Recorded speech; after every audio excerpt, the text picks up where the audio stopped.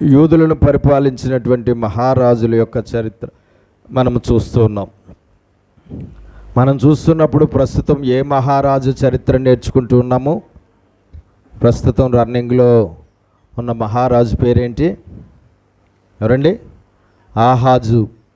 ఆహాజు అనే మహారాజు గురించి మనం నేర్చుకుంటున్నాం. ఈయన యూదుల్ని పరిపాలించిన మహారాజుల్లో ఎన్నో మహారాజు అండి? 12వ మహారాజు. ఎన్నో మహారాజు? 12వ మహారాజు. ఇతని గురించి మనం నేర్చుకుంటున్నాం 2వ దినవృత్తాంతముల్లో 28వ అధ్యాయంలో మనము ఉన్నాం. మరి ఆహాజు ప్రజలు చేసిన పాపాలను బట్టి దేవుడు ఏం చేశాడంటే శత్రువులకు వారిని అప్పగించేయడం అనేది జరిగింది. శత్రువులకు వారి ప్రాణాలను అప్పగించేయడం జరిగింది. శత్రువులకు వారి కుటుంబాలను అప్పగించేయడం జరిగింది. శత్రువులకు వారి ఆస్తిపాస్తులు అప్పగించేయడం అనేది జరిగింది. శత్రువులు వారిని చాలా బాధలు పెట్టి బానిసలుగా తీసుకుని వెళ్ళిపోవడం అనేది కూడా జరిగింది. అయితే ఆ తర్వాత ఇశ్రాయేలీలకు దేవుడు ఆజ్ఞాపించాడు, మనుష్యులను మీరు బందీలుగా తీసుకొచ్చారు, వారిని విడిచిపెట్టేయండి. అలాగే వారి కొల్ల సొమ్మంతా కూడా మీరు దోచుకుని తెచ్చుకున్నారు, వాళ్ళ డబ్బు వాళ్ళ ఆస్తి అంతా కూడా మీరు విడిచిపెట్టేయండి, వారి మనుషులను వారికి ఇచ్చేయండి, వారి ఆస్తులు వాళ్ళకి ఇచ్చేయండి అని దేవుడు ఆజ్ఞాపించినప్పుడు వెంటనే ఇశ్రాయేలీలు ఏం చేశారంటే వారిని విడిచిపెట్టేయడం జరిగింది. వారి యొక్క ఆస్తులు ఏవైతే కొల్ల సొమ్ము పట్టుకెళ్ళిపోయారో ఆ కొల్ల సొమ్ము అంతా కూడా ఏం చేయడం జరిగిందండి? ఇచ్చేయడం అనేది జరిగింది. ఆ తర్వాత ఏం జరిగిందో మనము చూద్దాం. 21వ వచనం నుంచి చదవండి. 2వ దినవృత్తాంతములు 28వ అధ్యాయం 21 నుంచి.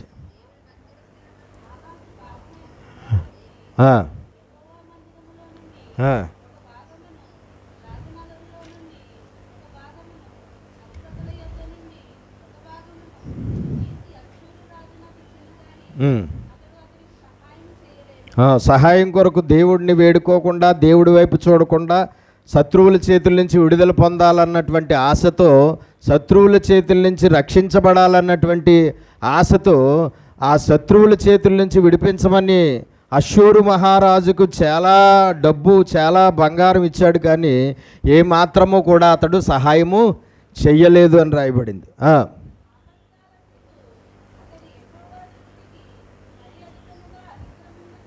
ఆపత్కాలంలో ఆహాజు చాలా ఎక్కువ పాపాలు చేశాడట.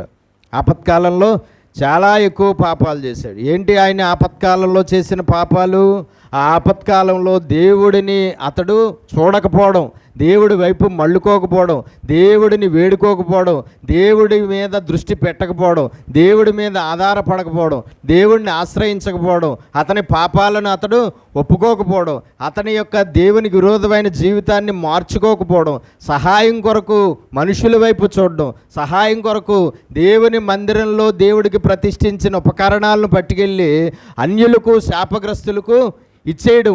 ఇలాగా ఆపత్కాలంలో ఆయన చేసిన పాపాలు అంతకు ముందు చేసిన పాపాల కన్నా ఇప్పుడు ఇంకా ఎక్కువైపోయాయి. మన కష్టకాలంలో మనం వేసే అడుగులు ఒకవేళ దేవుని దృష్టికి పాపాలుగా ఎంచబడుతున్నాయేమో చాలా జాగ్రత్తగా చూసుకోవాల్సిన అవసరము ఉంటుంది. మన దృష్టికి ఏది పాపంగా కనబడదు, కానీ దేవుడి దృష్టికి పాపాలు పాపాలుగానే కనబడతాయి, తప్పులు తప్పులుగా కనబడతాయి, అపరాధాలు అపరాధాలుగా కనబడతాయి, దేవునికి విరోధమైనవి క్రియలు విరోధంగా కనబడతాయి. మన కష్టకాలంలో, శ్రమల కాలంలో, శోధనల కాలంలో, ఇరుకుల కాలంలో, ఇబ్బందుల కాలంలో మనం మాట్లాడే మాటలు, మనం వేసే అడుగులు, మన ప్రవర్తన, మన స్వభావం ఒకవేళ దేవుని దృష్టికి పాపాలుగా ఎంచబడుతున్నాయేమో, దోషాలుగా ఎంచబడుతున్నాయేమో, అపరాధాలుగా ఎంచబడుతున్నాయేమో కూడా మనము చూసుకోవాల్సిన అవసరం చాలా ఎక్కువగా ఉంటుంది. ఆపత్కాలం వద్ద అతడు యెహోవా దృష్టికి మరీ అధికముగా అతిక్రమములు జరిగించును.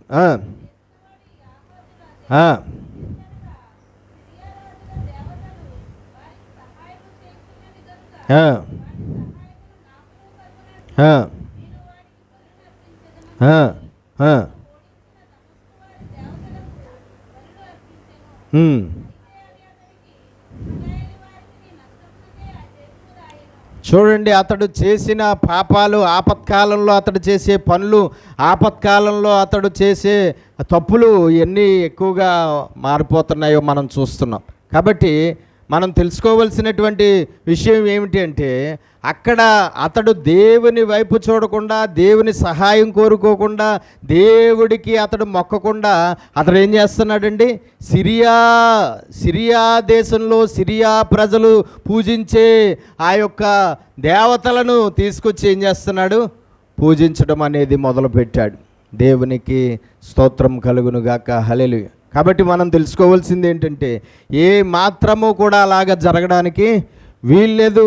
అక్కడ మనం చూస్తూ ఉంటే, సిరియా రాజులు దేవతలు వారికి సహాయం చేయుచున్నవి గనుక వాటి సహాయం నాకును కలుగునట్లు నేను వాటికి బలులను అర్పించదును అనుకుని.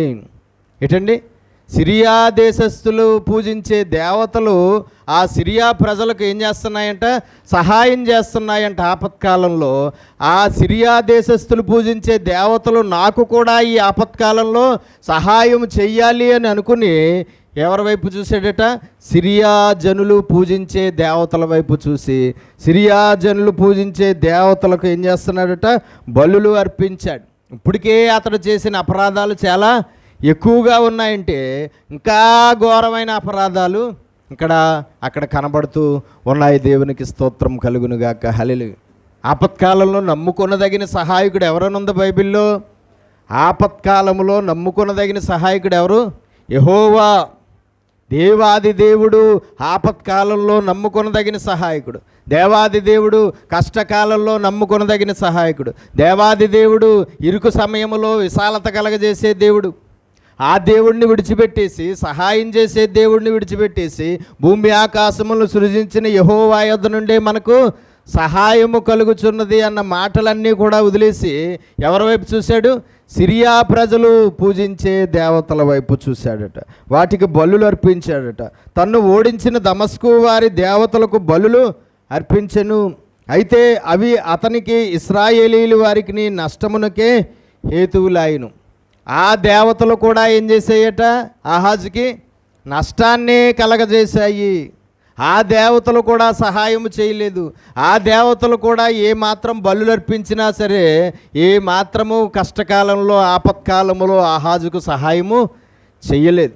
చాలాసార్లు చెప్పాను, దేవుడు మనల్ని శిక్షించినప్పుడు, దేవుడు మనకి శోధన పంపించినప్పుడు, దేవుడు మనకి కష్టం పంపించినప్పుడు, దేవుడు మనకి రోగం పంపించినప్పుడు, దేవుడు మనకి మన పాపాలను బట్టి కరువు పంపించినప్పుడు, ఏ రూపంగానైనా సరే ఒకవేళ మన పాపాలను బట్టి దేవుడు శిక్షించడం అనే పని చేసినప్పుడు ఏ మాత్రము ఆ సమయంలో ఎక్కడి నుంచి మనకు సహాయము దొరకదు. ఆ సమయంలో విడుదల పొందుకోవాలని చాలా ఆశ మనకుంటుంది. ఆ సమయంలో స్వస్థత పొందుకోవాలని చాలా ఆశ మనకుంటుంది. ఆ సమయంలో ప్రాణాలు బతకాలని ఆశ మనకు చాలా ఉంటుంది. ఆ సమయంలో ఆ కరువు పోవాలని, ఆ సమయంలో వచ్చిన ఆ శ్రమ ఏదైతే ఉందో, శోధన ఏదైతే ఉందో, కష్టం ఏదైతే ఉందో, బాధ ఏదైతే ఉందో అది పోవాలని చాలా ఆశ మనకుంటుంది. అది పోవడం కోసం మనం ప్రార్థన చేయడం అనేది కూడా జరుగుతుంది. కానీ మనకు తెలుసుకోవాల్సిన విషయం ఏంటంటే, ఆ సమయములో ఒకవేళ నీకు సహాయం చేస్తే దేవుడే చెయ్యాలి తప్ప, మనకు సహాయం చేసి మనల్ని విడిపిస్తే దేవుడే విడిపించాలి తప్ప, వేరే ఏ మనుషుల వల్ల, ఏ సేవకుల వల్ల, ఏ పాస్టర్ల వల్ల, ఎవరి ప్రార్థనల వల్ల, లేదంటే ఏ అన్యజనుల వల్ల, ఏ అన్యజనుల దేవతల వల్ల, ఎవరి వల్ల కూడా మనకేం కలగదండి? సహాయము కలగదు. సహాయం మనకి దొరకదు. కాబట్టి మనం తెలుసుకోవాల్సిన విషయం ఏంటంటే, ఎట్టి పరిస్థితుల్లోనూ కూడా మనము దేవుడి దగ్గర నుంచి తప్ప ఇంకెక్కడి నుంచి కూడా సహాయం పొందుకోలేం.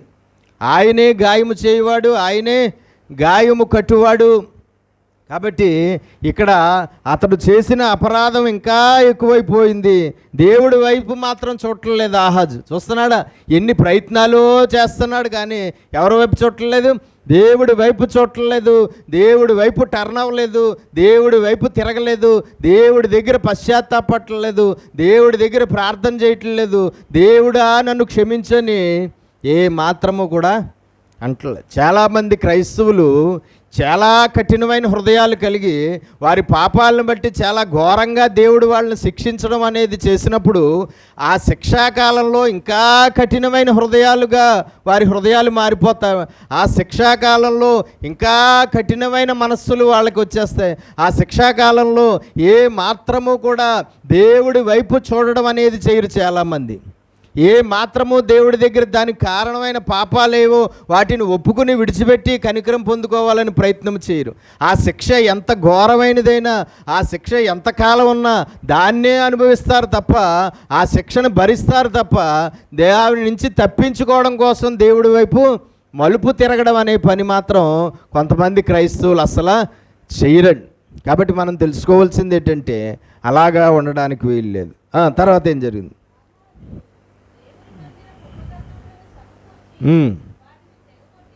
దేవుని మందిరపు ఉపకరణాలట. అవన్నీ ఏంటి? దేవుని మందిరంలో ఉపకరణాలు దేవుడికి ప్రతిష్ఠించబడినవి, పరిశుద్ధమైనవి, దేవుడికి ప్రతిష్ఠించబడినవి. వాటిని ముట్టుకోవడానికి వీల్లేదు, వాటిని ఎలా పడితే అలా వాడడానికి వీల్లేదు, వాటిని బయటికి తీయడానికి వీల్లేదు అసలు. కానీ ఆహాజు ఏం చేస్తున్నాడు? మహారాజుగా ఉన్నాడు కాబట్టి దేవుని మందిరంలో ఉన్న బంగారు ఉపకరణాలు, వెండి ఉపకరణాలు అన్నీ కూడా సమకూర్చి వాటిని తెగగొట్టించి యెహోవా మందిరపు తలుపులను మూసివేయించి చూశారండి, అతడు చేస్తున్న పాపాలు ఇంకా ఇంకా ఇంకా ఎలా పెరిగిపోతున్నాయో. అతడు శ్రమల కాలంలో, అతడు కష్టకాలంలో, అతడు ఆపత్కాలంలో వేయవలసిన అడుగులు ఎలా పడుతున్నాయో చూసారా?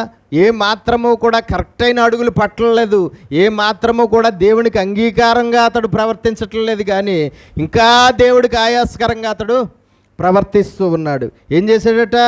తలుపులను మూసివేయించాడు.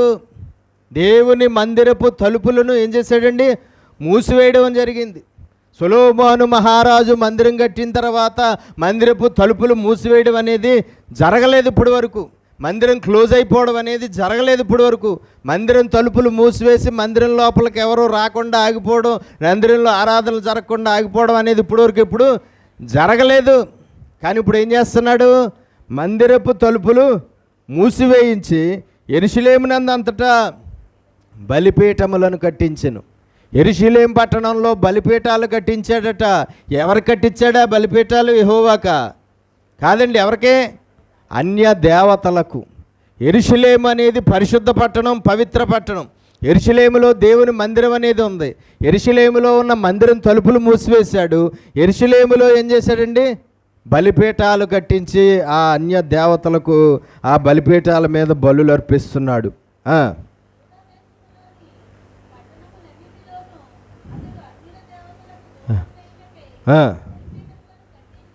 మొత్తం యోధా దేశంలో ఉన్న పట్టణాలన్నిటిలోనూ కూడా అన్యుల దేవతలకు ధూపం వేసేలాగా ప్రజలందరూ కూడా అన్ని పట్టణాల్లోనూ ఆ అన్య దేవతలకు ఏం చేశాడట? బలిపీఠాలు కట్టించాడు. ఆ విధంగా అతడు మందిరపు తలుపులు మూసివేయించాడు. ఆ విధంగా బలిపీఠాలు అన్ని పట్టణాల్లోనూ, యోధా దేశంలోను అన్ని పట్టణాల్లోనూ అన్య దేవతలకు బలిపీఠాలు కట్టించడం, ఇవన్నీ కూడా దేవుని దృష్టికి చాలా ఘోరమైన అపరాధాలుగా ఎంచబడి దేవుడికి ఏమొచ్చిందంట? కోపము రగులుకున్నది. దేవునికి స్తోత్రం కలుగునుగా. ఆహాజు మీద దేవుడికి చాలా కోపం వచ్చింది. యోధా ప్రజలందరి మీద దేవుడికి చాలా కోపం వచ్చింది. వాళ్ళు చేసే పనులు ప్రస్తుతం ఏవైతే ఉన్నాయో అవన్నీ కూడా చాలా కోపాన్ని రగిలించాయి. ఎవరికి? దేవుడికి.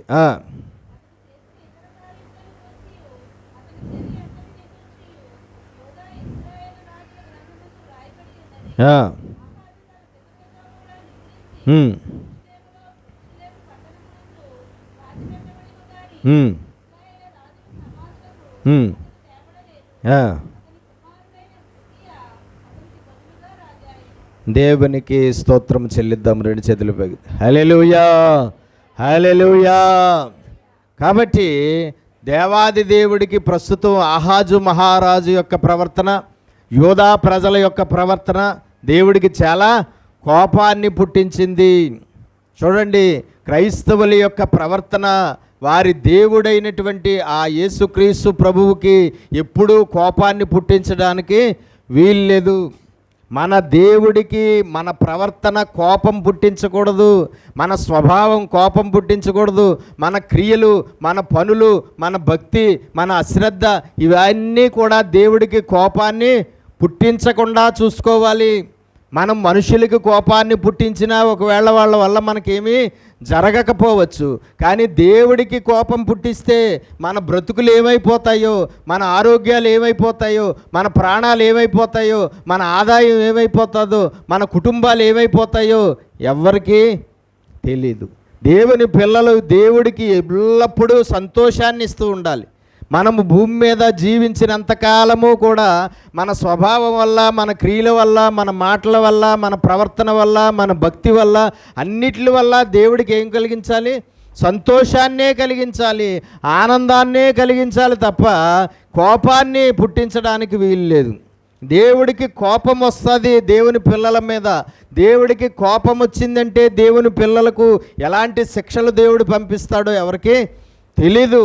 ఆ శిక్షలు వచ్చిన తర్వాత ఆ శిక్షలతో బాధపడే కన్నా, ఆ శిక్షలు వచ్చిన తర్వాత ఆ శిక్షల నుంచి విడుదల పొందుకోకుండా చాలా నలిగిపోయే కన్నా, ఆ శిక్షలను మనం పొందుకోకుండా ఉండడమే మనకి చాలా ఉత్తమమైనది.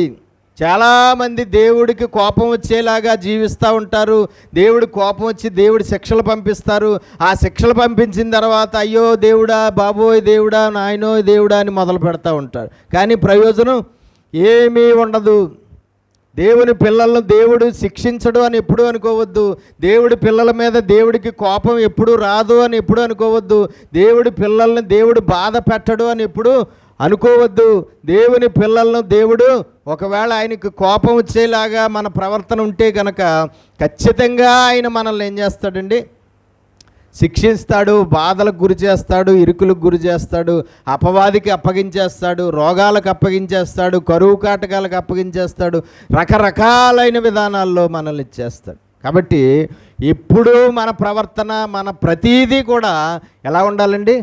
దేవుడికి సంతోషాన్ని, ఆనందాన్ని ఇవ్వాలి తప్ప కోపాన్ని పుట్టించకుండా చూసుకోవాలి. ఆ విధంగా మరి ఆహాజు మహారాజు మరణించడం అనేది జరిగింది. అయితే అతడు మరణించే సమయానికి యోధా దేశం ఎలాగుంది? చాలా పాపములో మునిగిపోయి ఉన్నది. యోధా ప్రజలందరూ ఎలాగున్నారు? చాలా ఘోరాతి ఘోరమైన పాపపు జీవితాన్ని కలిగి ఉన్నారు. దేవుని మందిరం క్లోజ్ అయిపోయింది. ఇంకా ఆ మందిరం లోపలికి వెళ్ళడం కానీ, ఆ మందిరంలో లేవీలు యాజకులు సేవ చేయడం కానీ, ఆ మందిరంలో దేవునికి ఆరాధనలు జరగడం కానీ, ఆ మందిరంలో దేవునికి ధూపం వేయడం కానీ ఇలాంటివి ఏమీ జరగట్లేదు. ఆ మందిరంలో దేవుడికి బలులు అర్పించడం ఇలాంటివేమీ జరగట్లేదు. పూర్తిగా యోధా దేశంలో ఉన్న యూదా ప్రజలు దేవుడిని పూర్తిగా విడిచిపెట్టేశారు. దేవుడిని పూర్తిగా విసర్జించేశారు. ఆయన మందిరాన్ని విసర్జించేశారు, ఆయనను విసర్జించేశారు. ఆ దేశం అంతటా కట్టబడిన బలిపీఠాలు ఏవైతే ఉన్నాయో అన్య దేవతలకు, ఆ బలిపీఠాల మీద బోల్డ్ అన్ని ప్రతిరోజు బలులు అర్పిస్తున్నారు. ఆ బలిపీఠాల మీద ధూపాలు వేస్తూ అన్య దేవతలను సేవిస్తూ ఉన్నారు. కాబట్టి ఆహాజు మరణించే సమయానికి యోధా దేశం ఘోరాతి ఘోరమైనటువంటి పాపపు జీవితాన్ని కలిగి ఉన్నది. యోధా ప్రజలందరూ కూడా చాలా ఘోరమైన పాపపు జీవితాన్ని కలిగి ఉన్నారు. ఆ తర్వాత ఆహాజు చనిపోయిన తర్వాత రాజు అయిన వారు ఎవరండి? హిజ్కియా 13వ మహారాజు. యూదులను పరిపాలించినటువంటి మహారాజుల్లో 13వ మహారాజు పేరు ఏంటి? హిజ్కియా. ఇతడు పరిపాలన చేసిన కాలము 29 సంవత్సరాలు. యోధా దేశంలో మహారాజుగా పరిపాలన చేసిన కాలం ఎంతండి? 29 సంవత్సరాలు. హిజ్కియా అనే పేరుకి అర్థము యెహోవా బలము గలవాడు. హిజ్కియా అనే పేరుకి అర్థం ఏంటండి? యెహోవా బలము గలవాడు అని అర్థము. ఈ హిజ్కియా చరిత్ర గురించి చూస్తే 2వ రాజుల గ్రంథంలో 18, 19, 20 అధ్యాయాల్లో మనకి కనబడుతుంది. హిజ్కియా యొక్క చరిత్ర బైబిల్లో 2వ రాజుల గ్రంథంలో 18, 19, 20 అధ్యాయాల్లో కనబడుతుంది. అలాగే హిజ్కియా చరిత్ర మళ్ళా 2వ దినవృత్తాంతాల్లో 29, 30, 31, 32 అధ్యాయాల్లో కనబడుతుంది. 29 నుంచి 32 అధ్యాయాల వరకు హిజ్కియా చరిత్ర వ్రాయబడి ఉన్నది. 2 చేతులు పైకే స్తోత్రాలు చెల్లిద్దాం. హల్లెలూయా. యూదుల్ని పరిపాలించిన మహారాజుల యొక్క చరిత్రలో చాలా ఎక్కువ రాయబడిన చరిత్ర ఎవరిది అంటే హిజ్కియాదే. యూదుల్ని పరిపాలించినటువంటి మహారాజుల్లో టాప్ మహారాజు ఎవరంటే హిజ్కియాయే. యూదుల్ని పరిపాలించిన మహారాజులందరికీ కూడా ఒకవేళ మనం ర్యాంకులు ఇస్తే, ఒకటో ర్యాంక్, మొదటి rank, second rank, third rank ఇస్తే ఫస్ట్ ర్యాంక్ ఎవరికి ఇవ్వచ్చు? హిజ్కియాకే ఇవ్వచ్చు. యూదుల్ని పరిపాలించిన మహారాజుల్లో చాలా యథార్థవంతుడు, దేవుడికి చాలా ప్రియమైన వాడుగా ఉన్నవాడు, దేవుడికి చాలా ఇష్టడుగా ఉన్నవాడు, దేవుని చేత బహుగా ఆశీర్వదించబడినవాడు ఎవరంటే హిజ్కియా. 13వ మహారాజు స్థానంలో ఉన్నటువంటి హిజ్కియా దేవుడికి చాలా ఇష్టడుగా ఉన్నాడు.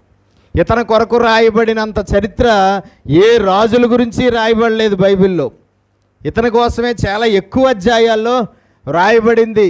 హిజ్కియా చేసిన పరిపాలన కాలంలో జరిగిన విషయాలన్నీ కూడా చాలా ఎక్కువగా రాయబడ్డాయి. కాబట్టి ఇతని గురించి మనము చూద్దాం ఒకసారి. 2వ దినవృత్తాంతాలు 29వ అధ్యాయం మొదటి నుంచి చదువు. 2వ దినవృత్తాంతములు 29వ అధ్యాయం మొదటి నుంచి.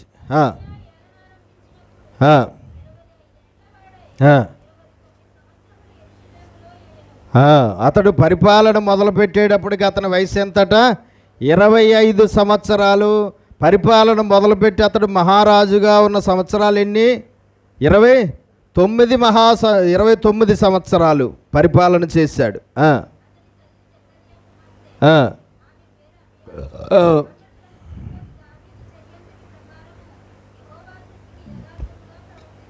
యెహోవా దృష్టికి యథార్థముగా ప్రవర్తించును.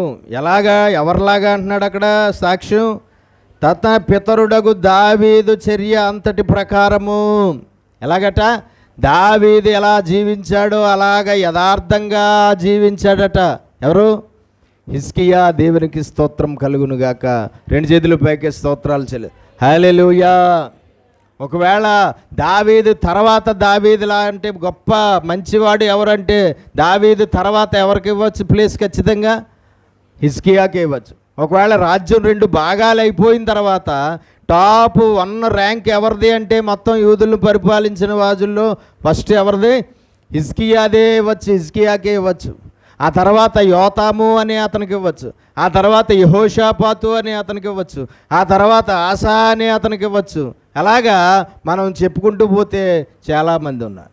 కాబట్టి హిజ్కియా చాలా యథార్థవంతుడుగా జీవించాడు. చూడండి, అతని తండ్రి ఎవరు? ఆహాజు. ఆహాజు గురించి ఏం నేర్చుకున్నాం? చాలా దుర్మార్గుడు. కానీ అతని కొడుకు ఎవరు? హిజ్కియా. హిజ్కియా గురించి ఏం నేర్చుకోబోతున్నాం? చాలా యథార్థవంతుడు. తండ్రేమో ఘోరమైన పాపము జీవితాన్ని కలిగినవాడు, కుమారుడేమో చాలా గొప్ప యథార్థవంతుడుగా ఉన్నాడు. దేవునికి స్తోత్రం కలుగునుగాక. కాబట్టి మనము తెలుసుకోవాల్సిన విషయం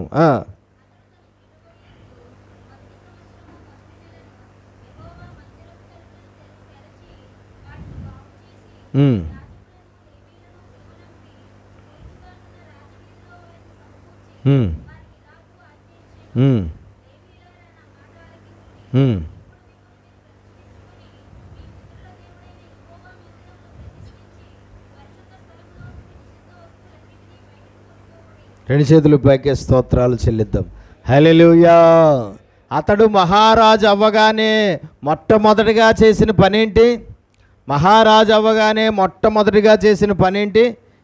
తన తండ్రి ఏ దేవుని మందిరపు తలుపులైతే మూసివేసి మందిరాన్ని క్లోజ్ చేశాడో ఆ క్లోజ్ అయిపోయిన మందిరాన్ని ఏం చేశాడు? ఫస్ట్ ఓపెన్ చేశాడు. దాని తలుపులను తెరిచాడు, ఆ మందిరాన్ని ఓపెన్ చేయించాడు. మందిరం విషయంలో అతడు మొట్టమొదటిగా అడుగులు వేశాడండి. దేవునికి స్తోత్రం. చూడండి, దేవుని పిల్లలుగా ఉన్నవారు దేవుని మందిరం విషయంలో చాలా శ్రద్ధ కలిగిన వారుగా ఉండాలి. దేవుని పిల్లలుగా ఉన్నవారు మందిరం విషయంలో చాలా అశ్రద్ధ కలిగి ఉండడం అనేది నేటి కాలంలో కనబడుతూ ఉన్నది. కానీ దేవుని పిల్లలుగా ఉన్నవారు దీవించబడాలంటే, ఆశీర్వదించబడాలంటే వారు వారి మందిరం విషయంలో చాలా శ్రద్ధ కలిగి ఉండాలి. దేవుని మందిరములో ఖచ్చితంగా రెగ్యులర్గా మందిరానికి వెళ్ళడం, రెగ్యులర్గా మందిరంలో జరిగే ప్రార్థనలో పాల్పొందులు పండుకోవడం, రెగ్యులర్గా దేవుడితో ఆ మందిరంలో సహవాసం చేయడం, రెగ్యులర్గా దేవుడి మందిరంలో ఏకాంతంగా కూడా గడపడం, ఇలాంటి పనులన్నీ కూడా చేస్తూ ఉండాలి దేవుని ప్రజలు. దేవుడు మహారాజు అయిన తర్వాత అతడు ఏం చేశాడట? ఫస్ట్గా మందిరాన్ని ఓపెన్ చేయించాడు. అతడు తన ఏలుబడినందు మొదటి సంవత్సరం మొదటి నెలను యెహోవా మందిరపు తలుపులను తెరిచి వాటిని బాగు చేశాడు. దేవునికి స్తోత్రం. అతడు రాజ్యం మీద దృష్టి పెట్టలేదు, ప్రజల మీద దృష్టి పెట్టలేదు, లేదంటే ఊరు డెవలప్మెంట్ మీద, దేశం డెవలప్మెంట్ మీద దృష్టి పెట్టలేదు. దేని మీద దృష్టి పెట్టాడు? దేవుడి మీద దృష్టి పెట్టాడు. అతడు మహారాజు అవగానే మొదట దేవుడి మీద దృష్టి పెట్టాడు. మహారాజు అవగానే మొదట దేవుని మందిరం మీద దృష్టి పెట్టాడు. మహారాజు అవగానే యోధా ప్రజల ఆత్మీయ జీవితం మీద దృష్టి పెట్టాడు. మహారాజు అవగానే అప్పటి వరకు యోధా ప్రజలు చేసిన అపరాధం ఏదైతే ఉందో, మందిరాన్ని మూసివేసి మందిరాన్ని ఒక పాడుబడ్డ బంగళాలాగా చేసేయడం ఏదైతే ఉందో, దాని మీద దృష్టి పెట్టాడండి. దేవునికి స్తోత్రం. మహారాజు అవగానే ఏం చేశాడట? మందిరపు తలుపులు తెరిచి మందిరాన్ని అంతటినీ కూడా బాగు చేసి, మరి అప్పుడే చాలా రోజులుగా మందిరం క్లోజ్ అయిపోయింది, లోపలంతా శుభ్రంగా ఏమైపోయింది? మందిరం పాడైపోయింది. వాటలేదు కదా, మూసేశారు కదా, ఏమైపోయింది? శుభ్రంగా పాడైపోయింది. కాబట్టి ఏం చేశాడు? లోపల పరిశుద్ధ మందిరం కాబట్టి, అది పవిత్రమైన మందిరం కాబట్టి, దాన్ని తెరవగానే లోపల మందిరాన్ని ఏం చేశాడు? శుభ్రం చేయించాడు. యాజకులు లేవీలు కావాలి. మందిరం అనగానే ఎవరు కావాలి? యాజకులు లేవీలు పిలవనంపించాడు. అంటే ఏంటి? వాళ్ళ ఉద్యోగాలు వాళ్ళు చేయడం మానేశారు. ఎవరు వాళ్ళ ఉద్యోగాలు వాళ్ళకి చేయకుండా ఆపేశారు? ఆహాజు. లేవీలు యాజకులు అనబడిన వారు ఎక్కడ ఏం చేయాలి? దేవుని సేవ చేయాలి. లేవీలు యాజకులు అనబడిన వారు ఉద్యోగం, లేవీలు యాజకులు అనబడిన వారి సేవ ఎక్కడ? మందిరంలోనే. కానీ ఆ మందిరం క్లోజ్ అయిపోయింది. కాబట్టి ఇప్పుడు ఎవరు ఖాళీ అయిపోయారు? లేవీలు యాజకులు ఖాళీ అయిపోయారు. వాళ్ళ యాజకత్వము, వాళ్ళ పరిచర్య వాళ్ళు చేయకుండా ఆహాజ్ ఏం చేశాడు? అడ్డుపడ్డాడు. ఇప్పుడు మళ్ళా లేవీల్ని యాజకుల్ని ఏం చేశాడండి? పిలవనంపించి ఏం చేశాడు? లేవీల్ని యాజకుల్ని అందరినీ కూడా సమకూర్చాడు. లేవీలు యాజకులు ఎవరైతే ఉన్నారో మళ్ళా వాళ్ళ ఉద్యోగాలు వాళ్ళకి ఇవ్వడం జరిగింది.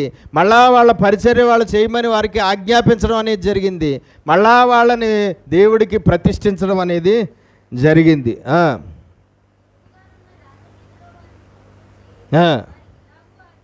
ఆ లేవీలకు, ఆ యాజకులకు రాజు అయిన హిజ్కియా ఆజ్ఞాపించిన ఆజ్ఞలేంటో చూద్దాం.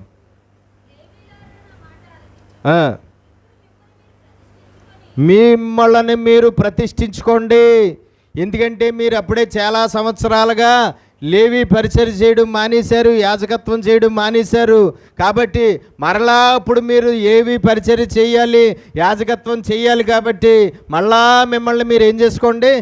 ప్రతిష్ఠించుకోండి.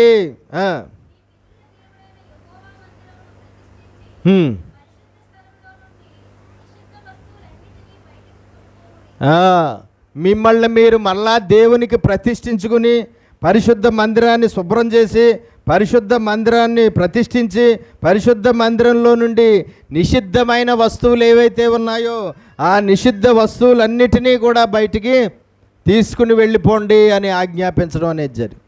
మందిరం లోపల నిషిద్ధమైన వస్తువులన్నీ పెట్టేసి ఏం చేశారండి? మందిరం తలుపులు మూసివేశారు.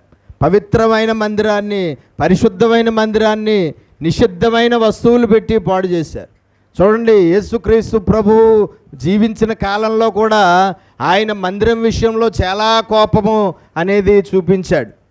ఆయన యేసుక్రీస్తు ప్రభువు జీవించిన కాలంలో ఆయన యెరూషలేము వచ్చేటప్పటికి, యెరూషలేములో మందిరం ఎలాగుందని రాయబడింది బైబిల్లో?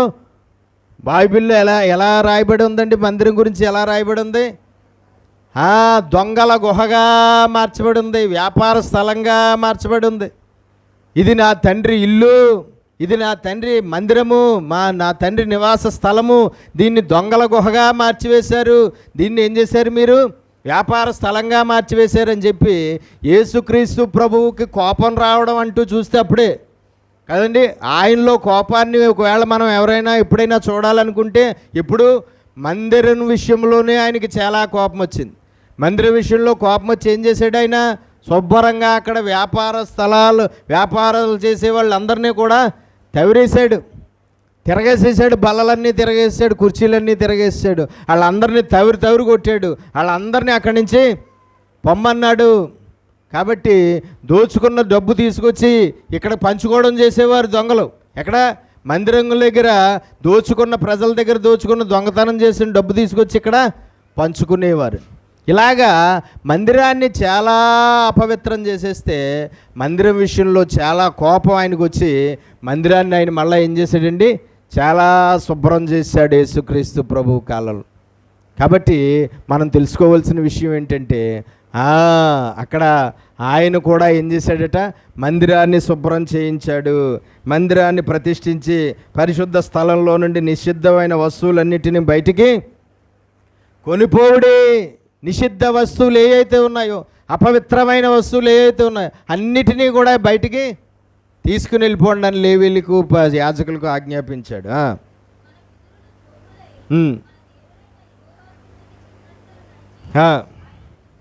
విసర్జించి ఆయన నివాసమునకు, అంటే ఆయన మందిరానికి పెడముఖము పెట్టుకుని దాన్ని ఏం చేశారు? అలక్ష్యము చేశారు. ఏం చేశారట? మన పితరులు ద్రోహులై మన దేవుడైన యెహోవా దృష్టికి చెడు నడతలు నడిచి ఆయనను విసర్జించారు. ఆయన దృష్టికి చెడు నడత నడిచారు, ఆయన దృష్టికి ద్రోహులైపోయారు. ఆయన నివాసమునకు పేడముఖం పెట్టుకుని ఆయన నివాసమైన మందిరాన్ని ఏం చేశారు? వెళ్ళడం మానేశారు, మందిరాన్ని విసర్జించేయడం మానేశారు. చూడండి, కొంతమంది ఈరోజు కూడా కనబడతారు. వాళ్ళకి ఏమైనా కోపం వచ్చిందనుకోండి, వాళ్ళకి ఏమైనా కష్టాలు వచ్చినా, వాళ్ళకి ఏమైనా కార్యాలు జరగకపోయినా, వాళ్ళకి ఏమైనా కీడులు సంభవించినా దేవుడి మీద కోపించి మందిరానికి వెళ్ళడం మానేస్తూ ఉంటారు కొంతమంది కదండి. కొంతమందిని సేవా జీవితంలో నేను చూశాను. ఏం చేస్తారు? మందిరానికి వెళ్ళడం మానేస్తూ ఉంటారు. కోపం ఎవరి మీద కోపగిస్తారు? చూడండి, మనకు దేవుడి మీద కోపమే వచ్చినా దేవుడికి ఒరిగేదేమీ లేదు. కానీ ఆయనకి మన మీద కోపం వచ్చిందంటే పిట్ట రాలిపోయినట్టు రాలిపోతాం. చూడండి, కరెంటు తీగలకి ఒక్కోసారి కాకులు టపక్కని కొట్టుకుని టక్మని రాలిపోతే అలా రాలిపోతాం అన్నమాట. మనం కాకిలాగా, కరెంట్ షాక్ కొట్టిన కాకిలాగా మాడిపోతాం. కోపం ఆయనకి మన మీద రావడానికి అధికారం ఉంది తప్ప ఆయన మీద మనకు కోపం రావడానికి మనకు అధికారం లేదు. దేవుడి మీద కోపం తెచ్చుకుంటే నీకే నష్టం, కోపంతో దేవుడి మందిరానికి వెళ్ళడం మానేస్తే నీకే నష్టం, కోపంతో దేవుడిని పూర్తిగా వదిలిపెట్టేసి మళ్ళా వెనక్కి వెళ్ళిపోతే నీకే నష్టం, కోపంతో ప్రార్థన చేయడం మానేస్తే నీకే నష్టం, కోపంతో దేవుడికి అర్పించవలసిన అర్పణలు అర్పించడం మానేస్తే నీకే నష్టం. ఏది చేసినా నష్టం ఎవరికే? మనకే. చూడండి, కార్యాలు అనేవి, మేళ్ళు అనేవి, విడుదల అనేది అన్నీ ఎవరి మీద ఆధారపడి ఉంటుంది? దేవుడి మీద ఆధారపడి ఉంటుంది. కొన్ని జరగచ్చు, కొన్ని జరగకపోవచ్చు. కానీ మనం ఏ పరిస్థితుల్లోనూ దేవుడిని నిలదీయడానికి అధికారం లేదు. ఇక్కడ ఏం చేశారట? యెహోవా మందిరానికి పెడముఖం పెట్టుకుని, అంటే యెహోవా మందిరానికి వెళ్ళడం మానేశారట. ద్రోహులైపోయి దేవుని మందిరానికి వెళ్ళడం మానేశారట పితరులు. ముఖం పెట్టుకుని దాన్ని అలక్ష్యము చేసిరి. ఏం చేశారట? అలక్ష్యం చేశారు. ఏమయ్యారు అలక్ష్యం చేయడం వల్ల? ఆహాజ్ ఏమయ్యాడు? చచ్చిపోయాడు. యోధారాజులు ఏమయ్యారు? యోధా ప్రజలు ఏమయ్యారు? భయంకరమైనటువంటి జీవితాన్ని జీవిస్తున్నారు. కాబట్టి మనం తెలుసుకోవాల్సింది ఏంటంటే ఎట్టి పరిస్థితుల్లోనూ కూడా అలాగా ఉండడానికి వీల్లేదు. ఎప్పుడైతే ఆయన ఆ విధంగా మందిరాన్ని ఓపెన్ చేశాడో ఆ తర్వాత మళ్ళీ కథంతా మళ్ళా దేవుని విధానం అంతా ప్రారంభం అవడం అనేది జరిగింది. హిజ్కియా చరిత్రలో ఆయన చేసినటువంటి మంచి పనులు, ఆయన మంచి భక్తి, ఆయన మంచి ప్రవర్తన అంతా కూడా మనం చూద్దాం. వచ్చేవారం కూడా కళ్ళు మూసుకొని ప్రార్థనలో ఎక్కివద్దు. మహాపరిశుద్ధుడు అయిన మా ప్రియ పరలోకపు తండ్రి, నీ శ్రేష్టమైన ఘనమైన నామమును బట్టి మీకు స్తోత్రాలు. ఇంతవరకు మాకు నువ్వు బోధించిన నీ వాక్యాన్ని బట్టి స్తోత్రాలు.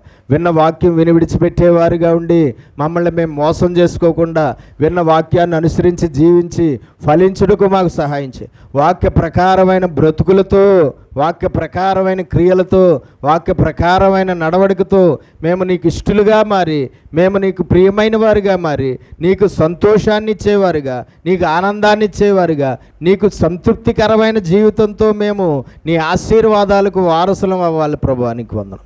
ఇదిగో ఆహాజు చరిత్ర మనం చూస్తే మేము, అయ్యా అతడు చాలా దుర్మార్గుడుగా మొదటి నుంచి చివరి వరకు కూడా జీవించి నశించిపోయాడు ప్రభు. అతడు తన యొక్క ఆత్మీయ జీవితాన్ని పాడు చేసుకోవడమే కాదు, యోధా ప్రజలందరి ఆత్మీయ జీవితాల్ని కూడా పాడు చేశాడు. యోధా ప్రజలందరూ ఆత్మీయంగా చచ్చిపోవడానికి కారణమయ్యాడు. యోధా ప్రజలందరూ పాపం చేయడానికి కారణమయ్యాడు. యోధా ప్రజలందరూ దేవుణ్ణి విసర్జించేయడానికి కారణమయ్యాడు ప్రభా.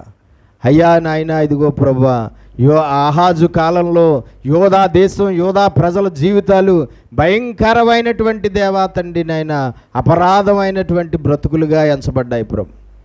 అతడు చనిపోయిన తర్వాత అతని కుమారుడైన హిజ్కియా మహారాజు, అయ్యా ఇదిగో ప్రభువా, ప్రజలందరినీ నీ వైపు మళ్ళించాడు, ప్రజలందరినీ నీకు దగ్గర చేశాడు, ప్రజలందరినీ నీ మందిరంలో నివసించేలా చేశాడు, ప్రజలందరూ మళ్ళా నీ వైపు తిరిగేలాగా, ప్రజలందరూ వాళ్ళ వైపు పాపాలు వాళ్ళు విడిచిపెట్టేలాగా, ప్రజలందరూ నీకు ఇష్టలుగా మారేలాగా అతడు చాలా గొప్పగా ప్రయాసపడ్డాడు ప్రభు.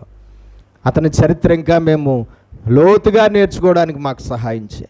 విన్న వాక్యం విని విడిచిపెట్టేవారుగా ఉండి మమ్మల్ని మేము మోసం చేసుకోకుండా వాక్య ప్రకారమైన జీవితాలతో ఫలించుటకు మాకు సహాయం చేయమని యేసు పరిశుద్ధ నామమున ప్రార్థన అడిగి వేడుకొనుచున్నాం పరమ తండ్రి, ఆమేన్.